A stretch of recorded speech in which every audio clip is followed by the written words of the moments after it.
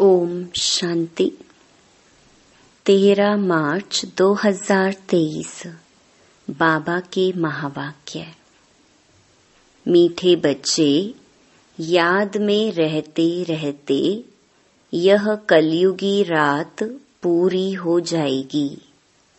तुम बाप के पास चले जाएंगे, फिर आएंगे दिन में। यह भी वंडरफुल यात्रा है। प्रश्न: तुम बच्चों को स्वर्ग में जाने की इच्छा क्यों है? उत्तर: क्योंकि तुम जानते हो जब हम स्वर्ग में जाएं, तब बाकी सब आत्माओं का कल्याण हो। सब अपने शांति धाम घर में जा सके। तुम्हें कोई स्वर्ग में जाने का लोभ नहीं है, लेकिन तुम स्वर्ग की स्थापना कर रहे हो। इतनी मेहनत करते हो तो जरूर उस स्वर्ग के मालिक भी बनेंगे। बाकी तुम्हें कोई दूसरी इच्छा नहीं है।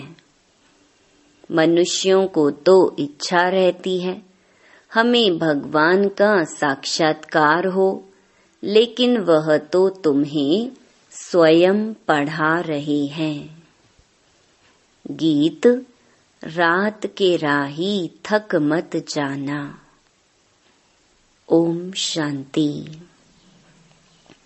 रात के राही का अर्थ तो बच्चे नंबरवार पुरुषार्थ अनुसार जानते होंगे। अगर बच्चों का स्वदर्शन चक्र फिरता रहता है, स्मृति में रहते हैं, तो वह समझ सकेंगे कि बरोबर हम दिन अर्थात स्वर्ग के कितना नजदीक पहुँचे हैं। बच्चों को समझाया है यह बेहद का दिन और रात है। ब्रह्मा की बेहद की रात कहा जाता है। शास्त्रों में कितना अच्छा नाम लिखा हुआ है। ऐसे नहीं कहा जाएगा कि लक्ष्मी नारायण की भी रात होगी। नहीं, ब्रह्मा का दिन ब्रह्मा की रात कहा जाता है।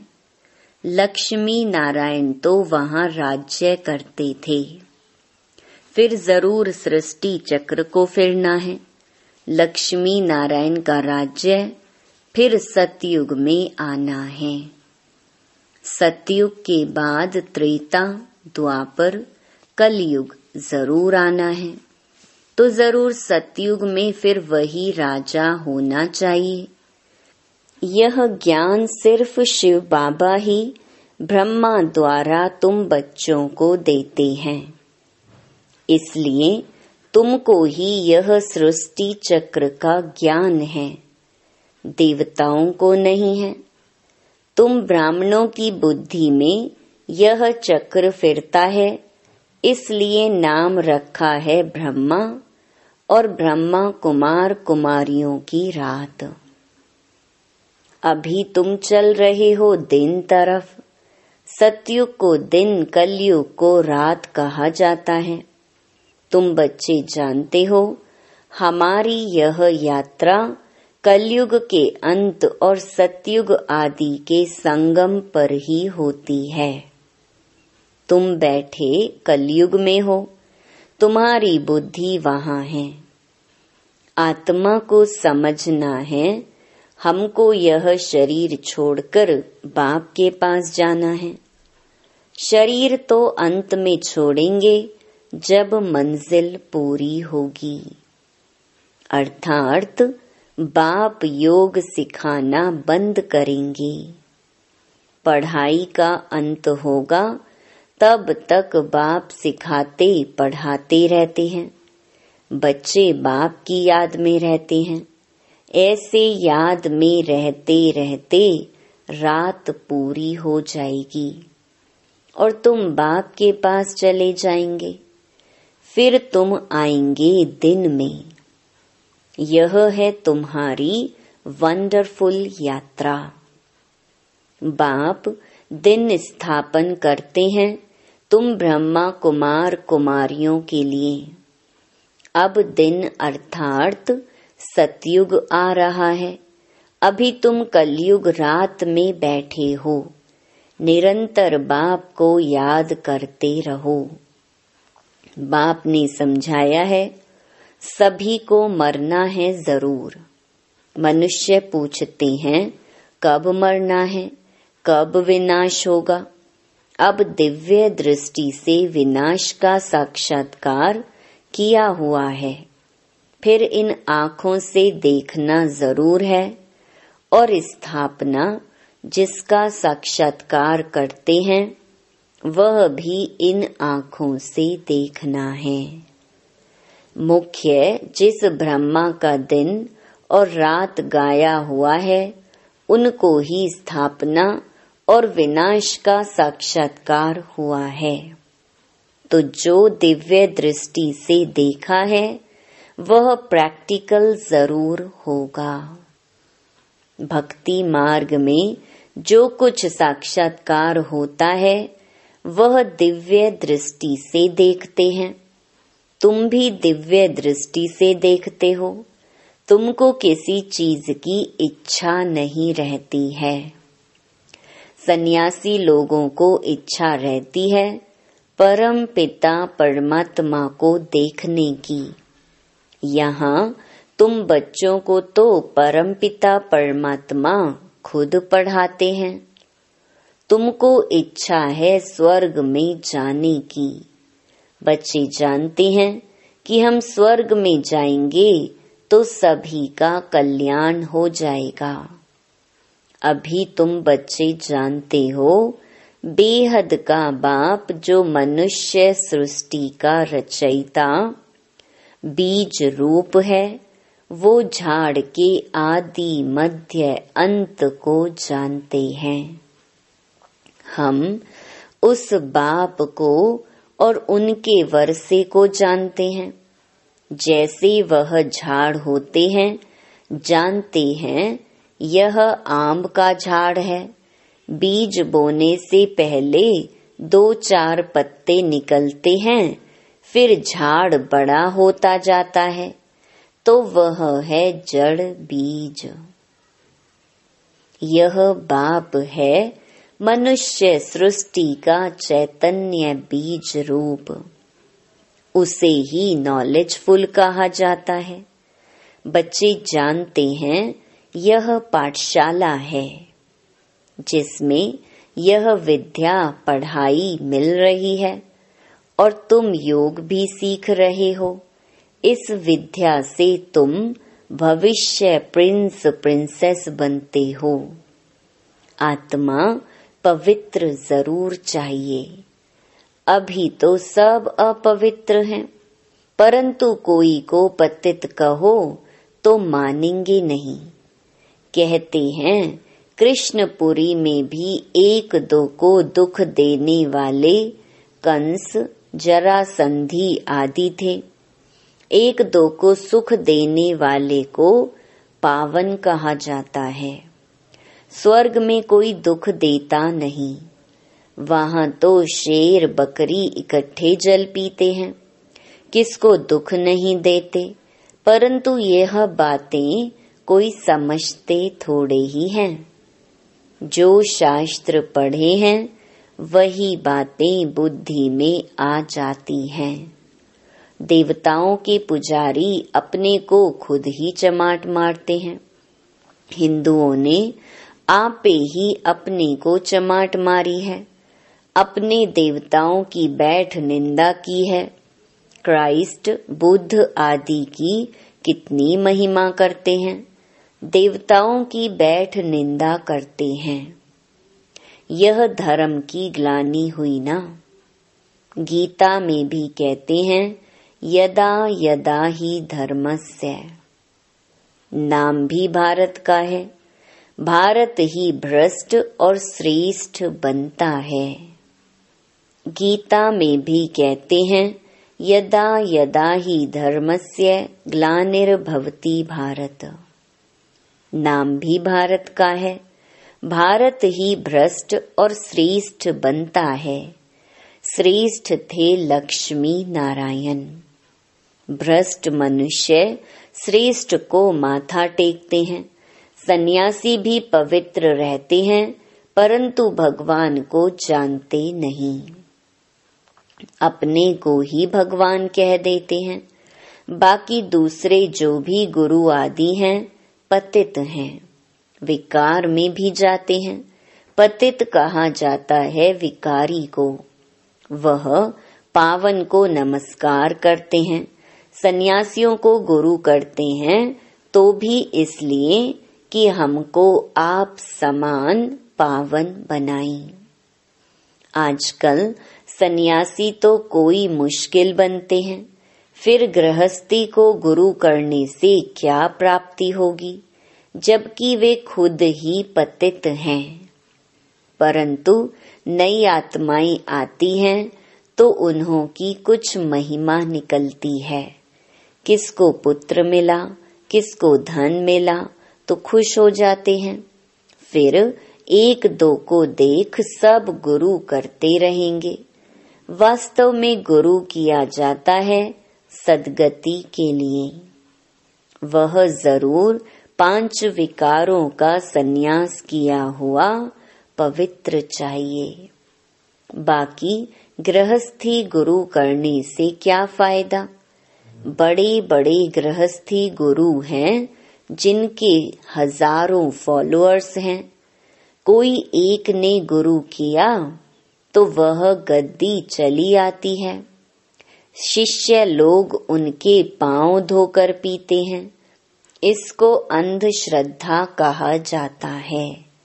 मनुष्य भल गाते हैं कि हे भगवान अंधों की लाठी तू, परंतु इसका अर्थ भी नहीं समझते।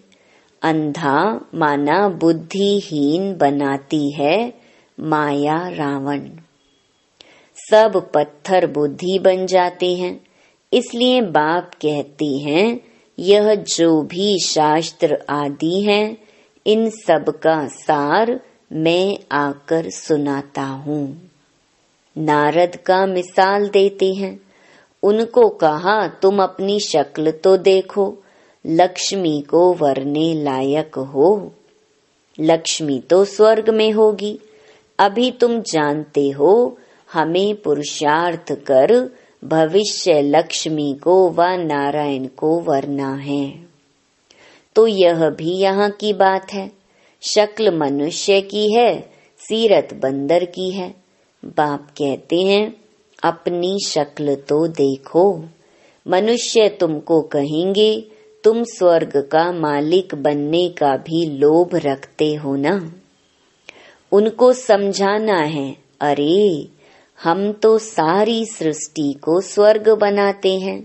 इतनी मेहनत करते हैं तो जरूर मालिक भी हमको बनना पड़ेगा ना। कोई तो राज्य करेंगे ना। बाबा ने समझाया है नंबर 1 है काम महाशत्रु, जो मनुष्य को आदि मध्य अंत दुख देता है। यह आधा कल्प का कड़ा दुश्मन है। भल ड्रामा में सुख और दुख है, परंतु दुख में ले जाने वाला भी तो है, वह है रावण।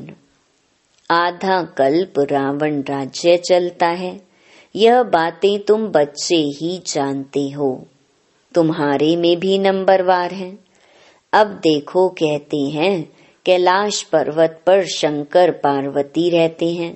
प्रेसिडेंट आदि भी अमरनाथ कैलाश पर्वत पर जाते हैं, परंतु इतना भी समझते नहीं हैं कि वहाँ शंकर पार्वती कहाँ से आई। क्या पार्वती दुर्गति में थी जो उनको बैठ कथा सुनाई? सूक्ष्म वतन में तो दुर्गति का प्रश्न ही नहीं। कितना दूर दूर जाकर मनुष्य धक्के खाते हैं। यह है भक्ति मार्ग। दुख तो मनुष्यों को पाना ही है। प्राप्ति है अल्पकाल की, वह कौन सी प्राप्ति है? तीर्थों पर जितना समय रहते हैं उतना समय पवित्र रहते हैं। कोई तो शराब बिगर रह नहीं सकते तो छिपाकर भी शराब की बोतल ले जाते हैं। फिर वह कोई तीर्थ थोड़े ही हुआ। वहां भी कितना गंद लगा पड़ा है, बात मत पूछो। विकारी मनुष्यों को विकार भी वहां मिलता है। मनुष्यों को ज्ञान नहीं है तो समझते हैं भक्ति अच्छी है, उनसे ही भगवान मिलेगा। आधा कल्प भक्ति के धक्के खाने पड़ते हैं। आधा कल्प के बाद जब भक्ति पूरी होती है तो फिर भगवान आते हैं। बाबा को तरस पड़ता है। ऐसे नहीं कि भक्ति से भगवान को पाते हैं। ऐसा होता तो फिर भगवान को पुकारते क्यों, याद क्यों करते? भगवान कब मिलता है यह समझते नहीं है। भक्ति से श्री कृष्ण का साक्षात्कार हुआ तो बस समझते उनको भगवान मिल गया। वैकुंठ वासी हुआ, श्री कृष्ण का दर्शन हुआ, बस चला गया श्री। विकारी मनुष्यों को विकार भी वहां मिलता है। मनुष्यों को ज्ञान नहीं है तो समझते हैं भक्ति अच्छी है, उनसे ही भगवान मिलेगा। आधा कल्प भक्ति के धक्के खाने पड़ते हैं। आधा कल्प के बाद जब भक्ति पूरी होती है तो फिर भगवान आते हैं। बाबा को तरस पड़ता है। ऐसे नहीं कि भक्ति से भगवान को पाते हैं। ऐसा होता तो फिर भगवान को पुकारते क्यों, याद क्यों करते? भगवान कब मिलता है यह समझते नहीं है। भक्ति से श्री कृष्ण का साक्षात्कार हुआ तो बस समझते उनको भगवान मिल गया। वैकुंठ वासी हुआ, श्री कृष्ण का दर्शन हुआ, बस चला गया श्री कृष्णपुरी। परंतु जाता कोई नहीं। तो भक्ति मार्ग में अंधश्रद्धा बहुत है। तुम बच्चे अभी समझ गए हो।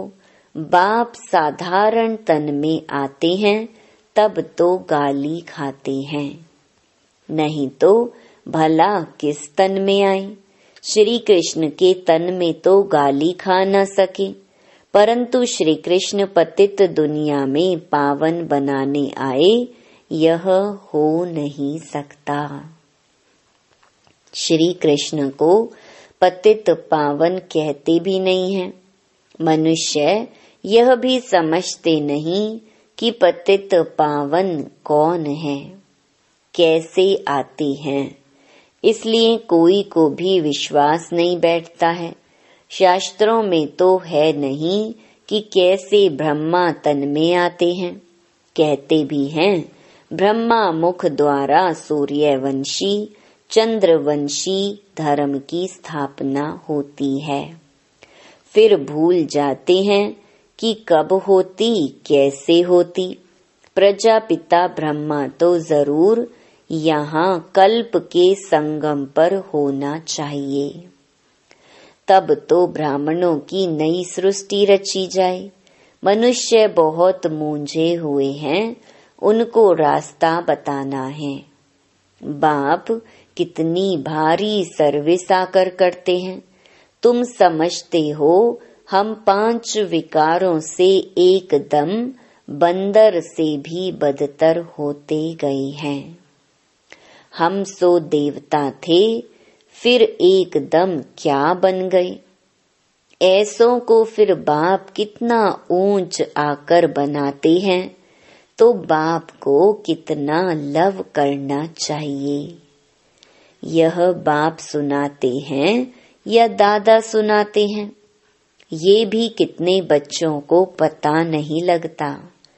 बाप कहते हैं विचार करो, मैं सदैव रथ पर हाजिर रह सकता हूँ। यह तो हो नहीं सकता, मैं तो आता ही हूँ सर्विस पर। बाबा के पास समाचार आया था। कोई ने पूछा, क्या मनुष्य किसको सुख दे सकते हैं? यह मनुष्य के हाथ में है। तो एक ने कहा कि नहीं, ईश्वर ही है जो मनुष्य को सुख दे सकता है। मनुष्य के हाथ में कुछ भी नहीं है। तो कोई बच्चे ने फिर समझाया है कि मनुष्य ही सुख देता है, मनुष्य ही सब कुछ करता है, ईश्वर के हाथ में कुछ नहीं है। अरे, तुम थोड़े ही कुछ देते हो, ईश्वर के हाथ में ही तो है ना। समझाना चाहिए, श्रीमत पर चलना है। परम पिता की श्रीमत बिगर कोई सुख दे न सके। अपनी बड़ाई नहीं करनी चाहिए। हम श्रीमत पर सारी सृष्टि को स्वर्ग बनाते हैं, तो देखो कितनी भारी भूल बच्चों की होती है। वह कहते ईश्वर के हाथ में है, बीके कहते कि मनुष्य के हाथ में है। वास्तव में है तो बाप के ही हाथ में। श्रीमत बिगर कुछ कर नहीं सकते। मनुष्य बिल्कुल वर्थ नॉट अ पैनी बन जाते हैं। बाप कहते हैं, रावण मनुष्य को पत्थर बुद्धि बना देते हैं। मैं आकर तुमको पारस बुद्धि बनाता हूँ। महिमा सारी बाप की करनी है। हम श्रीमत पर चल रहे हैं। ईश्वर बिगर मनुष्य को कोई श्रेष्ठ बना नहीं सकता। अच्छा, ब्रह्मा मुख वंशावली, ब्राह्मण कुल भूषण, स्वदर्शन चक्रधारी, मीठे मीठे सिकी लधे बच्चों प्रति मात पिता बाप दादा का याद प्यार और गुड मॉर्निंग। रूहानी बाप की रूहानी बच्चों को नमस्ते। धारणा के लिए मुख्य सार। पहला, बाप जो इतनी सर्विस करते हैं, हमें इतना ऊंच देवता बनाते हैं, ऐसे बाप से दिल का सच्चा लव रखना है। देवताओं समान सबको सुख देना है। दूसरा, एक बाप की सदा महिमा करनी है, अपनी बड़ाई नहीं दिखानी है। वरदान, सेवा का पार्ट बजाते पार्ट से न्यारे और बाप के प्यारे रहने वाले सहज योगी भव। कई बच्चे कहते हैं, योग कभी लगता है कभी नहीं लगता। इसका कारण है न्यारेपन की कमी। न्यारे न होने के कारण प्यार का अनुभव नहीं होता, और जहाँ प्यार नहीं वहाँ याद नहीं। जितना ज्यादा प्यार उतनी सहज याद। इसलिए संबंध के आधार पर पार्ट नहीं बजाओ, सेवा के संबंध से पार्ट बजाओ तो न्यारे रहेंगे। कमल पुष्प समान पुरानी दुनिया के वातावरण से न्यारे और बाप के प्यारे बनो तो सहज योगी बन जाएंगे। स्लोगन, ज्ञानी वह है जो कारण शब्द को मर्ज कर हर बात का निवारण कर दे। ओम शांति।